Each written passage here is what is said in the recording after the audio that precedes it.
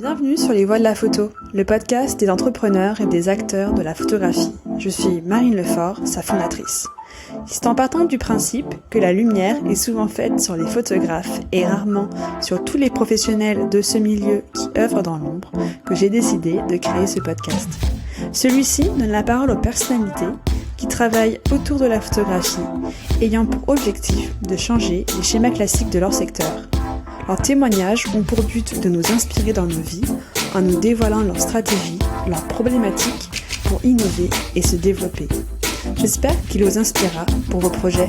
Bonne écoute! L'enregistrement de cet épisode a été fait avant l'annonce du second confinement de l'année 2020. Donc pour l'introduire, voici quelques mots d'Emilia Genuardi, la cofondatrice du salon Approche. Les nouvelles conditions sanitaires nous ont conduits à reporter la 4e édition du salon Approche. Cette édition exceptionnelle, consacrée aux pièces uniques, avait été pensée lors du premier confinement, en réponse à la crise que nous vivons. Nous allons donc tirer profit de notre agilité et faire preuve de flexibilité. Consciente qu'artistes et galeristes, mais aussi collectionneurs et le public d'Approche, ont plus que jamais besoin de ces moments de rencontre. Elsa Johnson et moi espérons annoncer les nouvelles dates d'ici la fin de l'année. Bonne écoute! Bonjour Emilia. Bonjour. Bonjour. Donc je suis ravie qu'on se rencontre et je te remercie de m'accueillir dans tes bureaux. Donc tu es la cofondatrice du salon indépendant Approche. Donc salon dédié à l'expérimentation du médium photographique, donc qui aura lieu en novembre à Paris, et de la société de production d'événements culturels Accroche. Donc, Emilia Genuardi, donc pourrais-tu te présenter et revenir sur ton parcours en commençant par ton enfance? Oula, ça fait loin. Donc, je m'appelle Emilia Genuardi, je suis née en 1976 à Téhéran, où mes parents travaillaient. On y habitait quelques années. Enfant de la Révolution, donc on est reparti en 1977. On est allé ensuite habiter à Rome. Où j'ai fait mes premières années scolaires à l'école française. Mon père est italien, ma mère est française. On a vécu 5 très belles années à Rome et puis on est allé au Luxembourg où j'ai fait une scolarité très internationale. Et que faisaient tes parents? Alors ma mère était antiquaire et mon père à l'époque ingénieur. Voilà, alors Luxembourg, des très belles années parce que une vie très internationale. Et à 18 ans, je suis partie faire des études en Angleterre à l'université de Manchester d'histoire de l'art et d'architecture. Et à ce moment-là, tu avais quoi en tête un peu pour le futur? Tu voulais être historienne ou... J'avais rien du tout en tête pour le futur. Je ne savais absolument pas quoi faire. D'ailleurs, je suis partie en Angleterre. J'ai fait une première année d'histoire moderne et de politique, ce qui ne m'a pas plu du tout. Mais une de mes amies, une de mes premières rencontres à la fac en Angleterre, étudiait, elle, l'histoire de l'art. Et j'allais toujours piquer ses livres dans la bibliothèque. Et j'étais bien plus passionnée par ses cours que par les miens. Donc j'ai fait une année, on pourrait dire que j'ai fait une année blanche et je me suis inscrite en histoire de l'art et architecture. Dans le département d'architecture de la fac, il y avait une chambre noire et je me suis essayée au tirage. Un ami à moi m'emmenait de temps en temps dans la chambre noire, m'a appris à faire des tirages. Et j'ai commencé, ma passion pour la photographie s'est dévoilée d'abord par la chambre noire, par le tirage. C'était pour moi une chambre, une pièce calme, réservée, où j'oubliais un peu le tumulte de la vie étudiante de Manchester et où j'aimais venir à me reposer et jouer avec les chimies pour tirer des photographies. Et tu prenais en photo tes amis ou c'était dans une approche expérimentale ou c'était... Non, c'était je pense que la première approche vraiment de la photographie que j'ai eue hormis le tirage, c'était une approche plus documentaire. Je photographiais pas forcément mes amis, mais je photographiais des passants dans la rue. J'allais beaucoup à des manifestations écolo. Et je photographiais ces événements, des événements comme ça. C'était un appareil photo. Mon premier appareil photo, c'était un FN2. D'ailleurs, c'était mon premier et le dernier. Hein, c'était l'unique que j'ai jamais eu. Et je photographiais un peu tout ce qui me plaisait au cours de mes journées. Voilà. Et du coup, à la fin de ces études, à la fin de ces études, je me suis dit, je porte une nationalité française. J'ai jamais habité en France. J'avais envie d'essayer de venir habiter en France et de me lancer dans la photographie. Et j'ai fait une première année d'école privée de photo qui s'appelait ICAR, qui est fermée aujourd'hui. Qui était une école, qui était une très bonne école, mais pour moi qui sortais déjà de 5 ans de fac, très libre en Angleterre, je me suis retrouvée dans un milieu scolaire à 35 heures par jour où il fallait pointer. Ça a été assez compliqué de me soumettre à une autorité scolaire à nouveau comme ça. Et j'ai fait 6 mois de l'école d'une manière assez soutenue. Et puis je me suis très vite mise à travailler et à avoir envie de battre de mes propres ailes. Et quel travail du coup t'as pu trouver Alors mon premier travail à Paris était coursier. J'étais coursier pour une agence de presse photo. Alors une agence de presse qui à l'époque s'appelait PPCM, Photo Press Communication Media, qui était une agence de presse spécialisée dans et la photo people et la photographie plus journalistique documentaire. Mais surtout la photographie people jusqu'au 11 septembre, jusqu'au 9/11 à New York, où on a fait un partenariat sur le coup avec le New York Daily Mail. Alors, il faut replacer un peu les choses dans le contexte du point de vue photographique. C'était vraiment la période de la bascule de la photographie argentique et de la photo numérique. Le numérique venait d'apparaître. Tout à coup, on avait la capacité un photographe pouvait photographier un événement et on pouvait le recevoir à l'autre bout du monde quasiment en temps réel sur un ordinateur. Et étant à l'époque au sein de PPCM la seule bilingue, j'ai passé un partenariat avec le New York Daily Mail et suite aux catastrophes et aux attaques terroristes à New York, je recevais les photographies en direct et de coursier. Je suis devenue commerciale, c'est-à-dire... Coursier, ça voulait dire quoi exactement? Alors, coursier, je livrais les photographies dans les services photos des différents magazines ou journaux. Donc, en forme d'intermédiaire entre l'agence et les magazines? Oui, non, alors coursier, c'est beaucoup moins chic qu'intermédiaire. Hein. Coursier, on livre et c'est tout. On dépose un pli et on s'en va. Mais c'était autant chez Elle, chez Marie-Claire, que Libération, Le Monde... Télérama, voilà. Commercial, là on prend du galon, le statut augmente et on vend les photographies. C'était aussi la grande période de la presse où les magazines achetaient des photographies très chères, quelquefois bloquaient des photographies pour que les compétiteurs, les autres titres ne les publient pas. Et c'était un jeu un travail de négociation assez soutenu. Mais du coup, c'était des photos papier à ce moment-là qui étaient... C'était des photographies qui arrivaient en direct sur nos ordinateurs. Et on avait une machine de tirage frontière. Je pensais même pas me souvenir de ce terme, mais c'est vraiment une machine de l'époque. Et on imprimait immédiatement les photographies et on allait les livrer. Donc oui, c'était encore des tirages. Jusqu'en 2011, c'était à peu près, c'était des tirages papier qui étaient... Oui, bah là, on livrait les fichiers aussi une fois que la photo était achetée, bien sûr. Mais oui, j'allais montrer les photographies sous forme de tirage papier à l'époque. D'accord. Et donc du coup, t'étais commercial.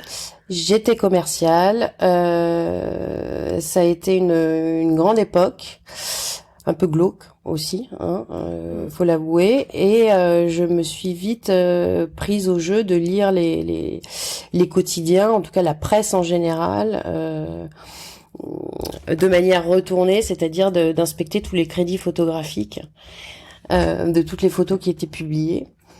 Et il y avait une agence photo à l'époque qui m'interpellait beaucoup. Je voyais les crédits presse de photographes qui appartenaient à cette agence, qui s'appelait l'agence Métis, qui était une des grandes agences de photographes d'auteurs. À l'époque, il y avait l'agence Métis, il y avait Magnum, il y avait l'agence Vue. Plus jeune, il y avait Tendance Floue, L'Œil Public. C'était un collectif de photographes dont j'admirais beaucoup les photographes, comme Marie-Paul Nègre, Jérôme Brésillon, Patrick Messina, Xavier Lambourg, Luc Choquer, Martine Voyeux.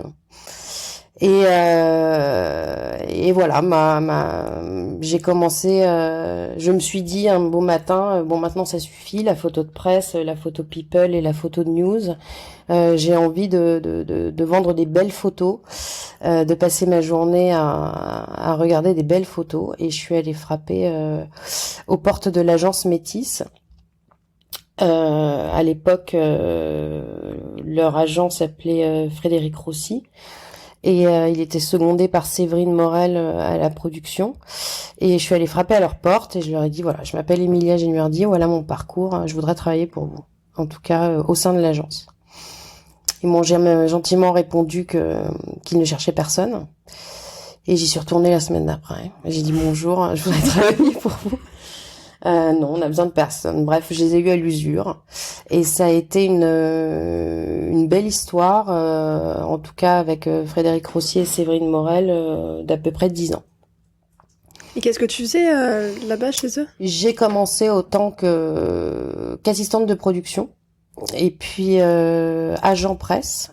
Donc encore une fois, c'était la belle époque de la presse, hein, où on pouvait encore, où un agent pouvait encore s'occuper des tractations, de vendre des sujets, de proposer des synopsis, voilà. Et puis directrice de production. Alors l'agence Métis, c'était une agence de grands photographes, un grand collectif, et à l'époque on distribuait également les archives de photographes, et il y avait également un département d'action culturelle qui était d'ailleurs, quand je suis arrivée là-bas, qui était dirigé par Emmanuel Fructus, qui est artiste aujourd'hui. Et c'était vraiment la particularité de cette agence, c'était vraiment un point de vue qui m'a conditionné vraiment tout au long de ma carrière ensuite, c'est-à-dire que les signatures des photographes étaient vraiment mises en avant, et il nous tenait vraiment à cœur de développer les signatures d'un point de vue culturel, c'est-à-dire à travers des projets d'édition, des expositions, d'abord pour se faire plaisir, et puis surtout alors j'aime pas ce terme, mais pour les représenter d'une manière plus commerciale ensuite.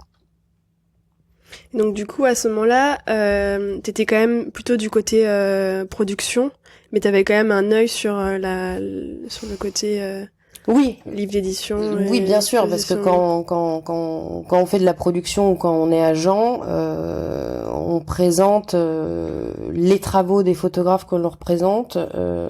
On représente tout le temps, en première instance, le travail personnel. L'idée étant de montrer comment un regard peut ensuite s'adapter à la commande. Comment certains yeux peuvent s'adapter à la commande commerciale.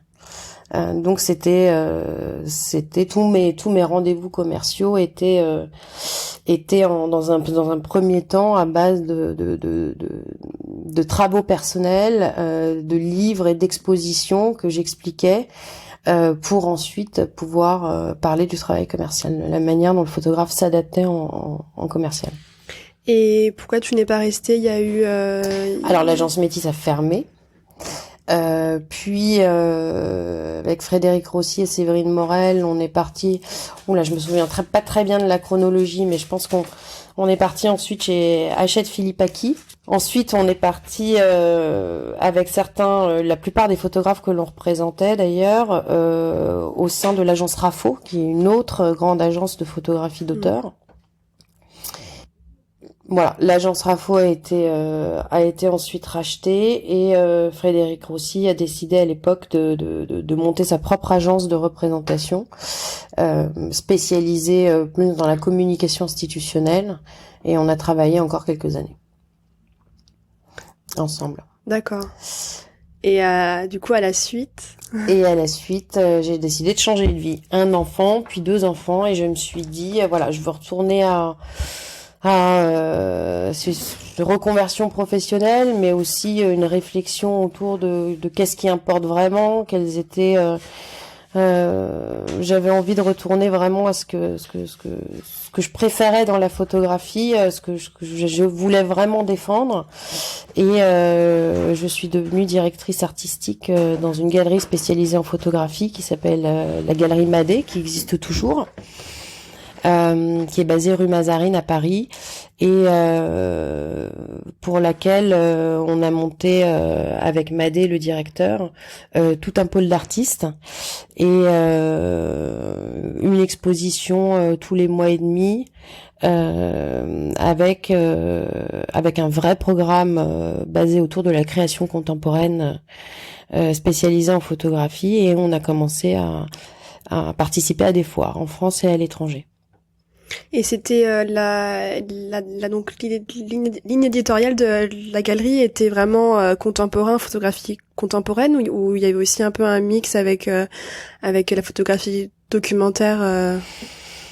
Alors, photographie documentaire, pour moi, ça fait partie d'une lignée contemporaine aussi. Mais oui, on représentait autant des photographes plasticiens, Jean-François Lepage par exemple, que des univers plus documentaires comme Mark Steinmetz, qu'on présente plus.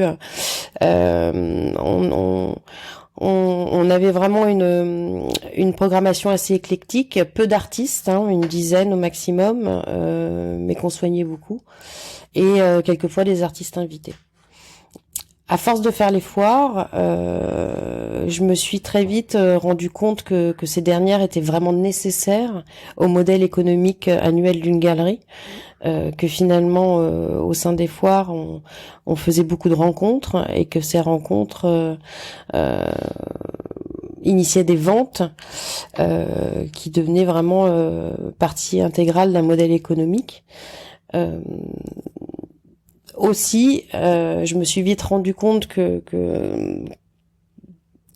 de fait les galeries étaient un peu pieds et poings liés par ces foires, qu'elles devaient y participer, que les modèles de ces foires étaient basés souvent, je généralise évidemment, mais la plupart du temps sur un aspect quantitatif plus qu'un aspect qualitatif.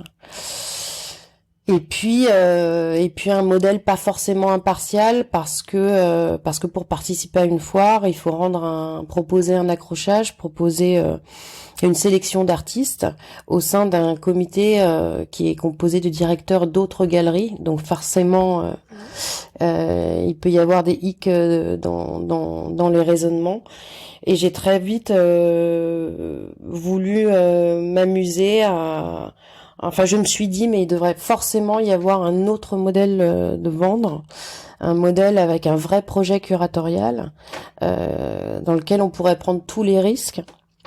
Pourquoi pas ne montrer que des solo shows pour rentrer vraiment dans l'univers de chaque artiste, et puis à taille humaine, où on se souviendrait des œuvres, de la totalité des œuvres qu'on a vues en sortant.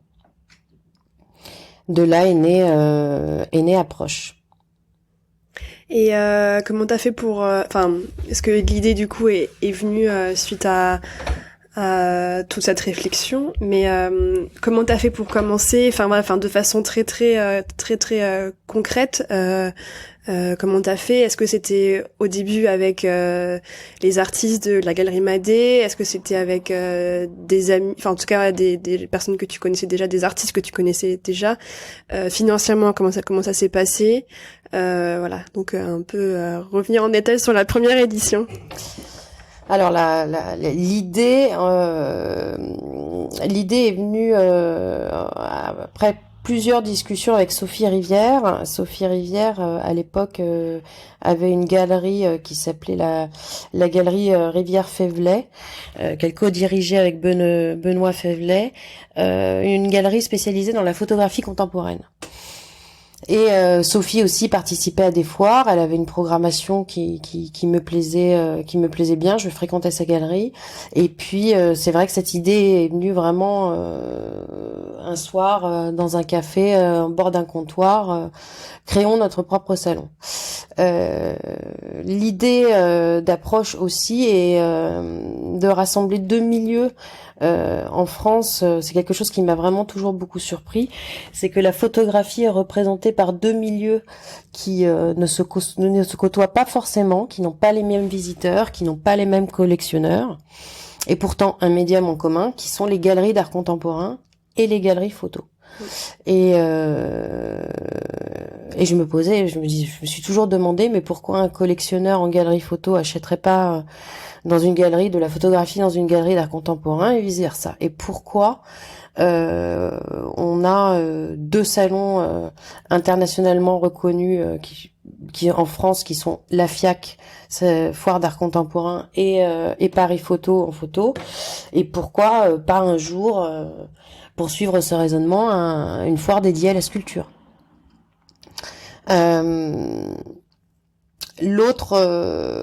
Donc de cette année et de cette idée aussi découlé le fait de montrer des artistes non seulement photographes, mais aussi qui vont s'emparer de la photosensibilité d'une manière un peu plus plasticienne et la détourner pour imprimer sur du verre, du plâtre, du cuivre, différents matériaux. Pourquoi pas aussi des collectionneurs de photographie vernaculaire qui vont revoir leur collection en étant eux-mêmes artistes. Je pense par exemple notamment à Edouard Offenbach, à Emmanuel Fructus que je citais tout à l'heure. Voilà, rassembler un peu toutes ces différentes manières de traiter le médium photographique en sortant du cadre. Donc à Approche aujourd'hui, on présente des artistes photographes, mais pas seulement. Ensuite, pour revenir à ta question du modèle économique, le modèle économique, en fait, il est très simple. Il est chaque galerie, on vend pas des mètres carrés à Approche. Chaque galerie va payer un ticket d'entrée qui est le même pour tous. Voilà, donc c'est un modèle économique assez simple. Et il y avait combien de galeries pour la première édition? Alors, la première édition, on avait 13 artistes, 13 galeries, puisqu'à Approche, on part toujours des artistes. Hein, c'est vraiment la particularité du salon. On va, dans un premier temps, sélectionner les artistes, c'est-à-dire on passe notre année à faire des visites d'ateliers, des rencontres, à discuter d'œuvres, de productions à venir. Et une fois qu'on est fixé sur une sélection éclectique, homogène et singulière, on va aller frapper à la porte des galeries, les sollicitant pour participer au projet en montrant tel artiste et telles œuvres. Et le salon était où? La première édition était au Molière. Jusqu'à présent, toutes les éditions à Approche ont eu lieu au Molière. Cette année, année particulière, on s'adapte, on ferait preuve de flexibilité. Et on va avoir une édition assez exceptionnelle puisqu'on va la faire cette année au sein même des galeries. Et du coup, depuis la première édition, est-ce qu'il y a eu des avancées, enfin, est-ce qu'il y a eu des gros changements, est-ce qu'il y a eu des grosses évolutions, est-ce qu'il y a des choses que tu as dû repenser, ou alors, voilà, c'est... Alors, il y a eu bien sûr des grands changements. La première année Approche, donc c'est fait main en main avec Sophie Rivière. Dès le départ, j'ai eu comme envie de solliciter chaque année un directeur artistique différent pour réaliser la direction artistique à nos côtés, de manière à surprendre toujours, à proposer de nouvelles choses et surtout à faire de nouvelles rencontres. Léa Chauvel-Lévy donc a lancé la mouvance en première année avec brio. On a fait une excellente première édition. Et pour la deuxième édition, m'a introduite, c'est très anglais ce que je viens de dire, m'a présenté à Léa Chauvel-Lévy, qui est commissaire d'exposition et critique d'art contemporain. J'ai tout de suite invité Elsa pour la direction artistique de la deuxième édition. Et de fil en aiguille, de conversation en conversation, on a décidé, on s'est trouvé très complémentaires dans deux différentes approches. Elsa venant plutôt du milieu de l'art contemporain, elle a fondé et dirigé pendant plusieurs années l'espace art des Galeries Lafayette qui s'appelait la Galerie des Galeries. Et moi, avec un parcours beaucoup plus photo, voilà, on a décidé de s'allier, on s'est associés, on a créé Accroche, qui est donc comme tu disais tout à l'heure, une société qui crée des contenus culturels, dont notamment Approche et d'autres événements culturels basés sur l'art contemporain. Donc du coup, pendant toute l'année, vous préparez du coup toutes les deux le salon, ou est-ce que du coup il y a d'autres événements aussi, quel est un peu le rythme, en tout cas les périodes de l'année pour dans votre travail à toutes les deux? Alors le salon concrètement c'est toute l'année. Hein, c'est un an de travail pour 5 jours de salon. Donc c'est quelque chose de très important pour nous. C'est aussi une très belle carte de visite. Après, oui, bien sûr, on fait d'autres productions. Cette année, par exemple, enfin là maintenant depuis 2 ans bientôt, nous sommes conseillères du prix Swiss Life à 4 mains, qui est un prix initié par la Fondation Swiss Life, qui allie photographie et musique. Les deux gagnants, le duo gagnant cette année, Edouard Offenbach et Régis Campo, d'ailleurs seront présentés en avant-première. C'est un partenariat qui s'est fait très naturellement, puisque à Approche, on n'a pas encore eu l'occasion de montrer cette facette photographie et musique qui fait totalement sens par rapport au concept du salon. Pourquoi vous avez créé Accroche, la société? Est-ce que c'était parce que vous vous rendez compte qu'il fallait créer un écosystème complémentaire avec d'autres événements? Quel a été un peu ou alors c'était vraiment pour des façons très très administratives, où vous aviez besoin de ce statut, vous étiez un petit peu arrivé au bout du cadre qui existait. Pourquoi avoir créé cette alors le déclencheur, clairement, c'était de pouvoir produire d'une manière complètement indépendante le salon Approche. Approche étant une marque, ce n'est pas une société. Notre envie était vraiment en tant que producteur, et surtout après la première édition qui fut un succès, de continuer à porter ce salon, à le produire d'une manière réellement indépendante. Et j'en suis très fière aujourd'hui. C'est notre liberté. Et voilà, c'était vraiment la première intention de la société Accroche, qui après évidemment nous a mené à travailler sur d'autres projets. Et quelles sont les grandes difficultés, enfin en tout cas qu'est-ce que tu trouves le plus difficile dans la création du salon? Est-ce que c'est le fait d'être parfois seul? Enfin voilà, qu'est-ce que tu as trouvé le plus dur dans...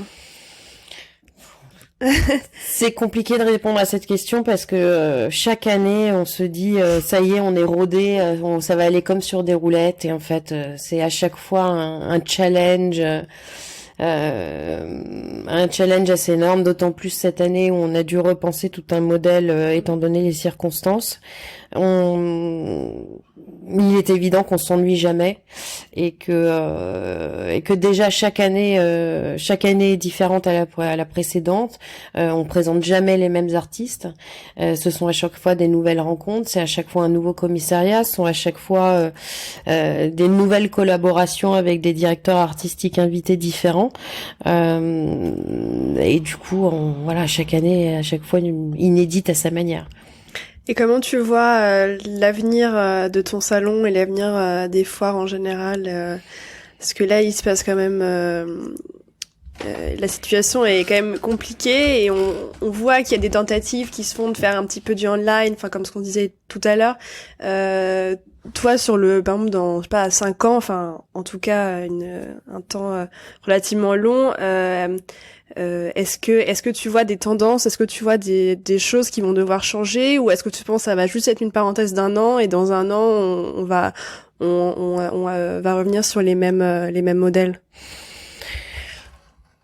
Je pense que certains modèles perdureront, mais clairement cette période inédite a vraiment initié beaucoup de réflexions dans le monde de l'art contemporain et je pense que ça va être une ouverture vers d'autres modèles et d'autres modes de réflexion et de monstration. Ça, c'est vraiment une chose évidente.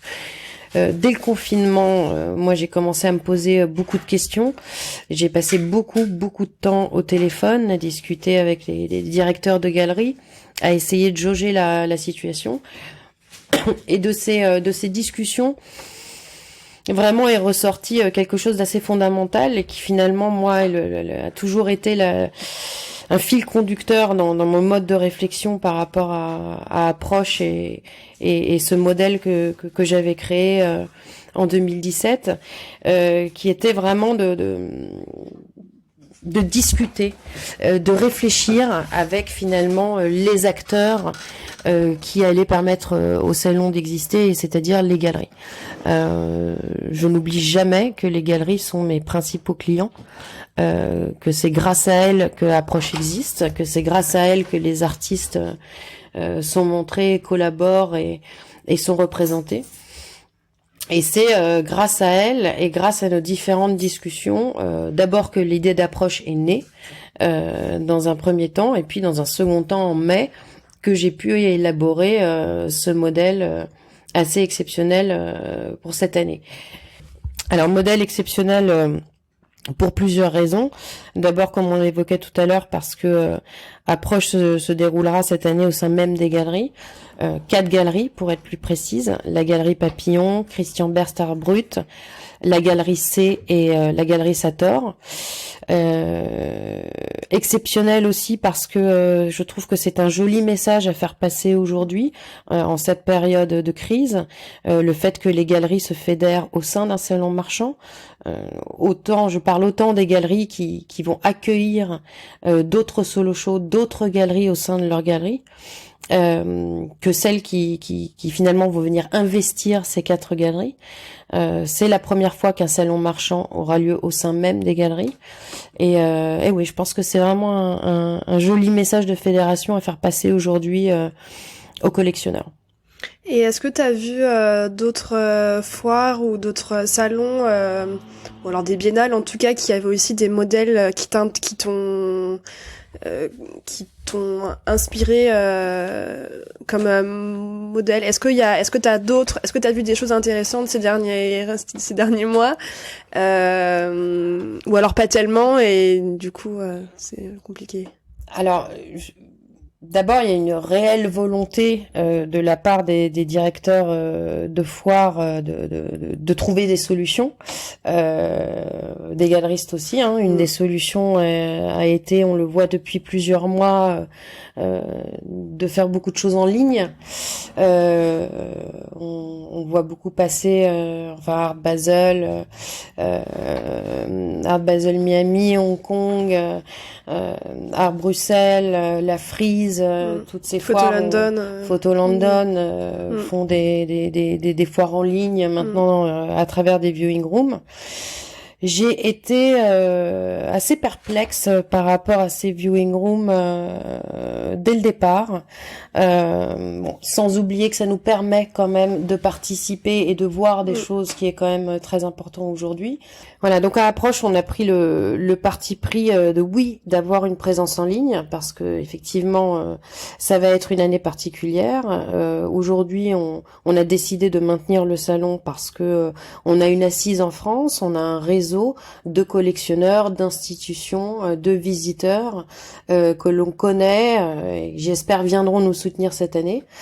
Mais on a voulu également trouver une solution pour garder un lien avec nos collectionneurs étrangers qui malheureusement pour certains pourront pas faire le voyage cette année. Ce lien, on l'a trouvé à travers cette idée de special preview en ligne. On a demandé à chaque artiste cette année, donc on en a 16, de dédier une œuvre unique à montrer en avant-première en ligne et qui sera dédiée à la vente à travers le Approche Special Preview, voilà, qui sera simplement une manière de communiquer avec nos collectionneurs français et étrangers en amont du salon, et puis une sorte de teasing. Là, j'ai en tête du coup une autre question assez un peu plus personnelle. Est-ce que tu as des activités? Est-ce que tu fais de la photographie? Est-ce que tu fais du sport? Est-ce qu'il y a eu des activités en dehors de ton travail qui, je pense, te prend énormément de place dans ta vie perso et pro, pour te ressourcer? Voilà. Est-ce qu'il y a des activités? Alors j'ai une autre activité professionnelle qui n'est pas du tout un hobby, qui m'enrichit beaucoup et qui me ressource aussi. Je suis prof. Et je donne un cours de master dans une fac privée américaine qui s'appelle le PCA, Paris College of Art. Et j'enseigne un master sur le marché de la photographie. Et je trouve ça me nourrit vraiment, c'est vraiment très enrichissant. Mes élèves viennent d'Inde, de Chine, d'Amérique, d'Allemagne. J'ai une française aussi, et voilà, c'est quelque chose à laquelle je tiens beaucoup, qui est complètement complémentaire à ce que je fais aujourd'hui et à mon ancien métier d'agent.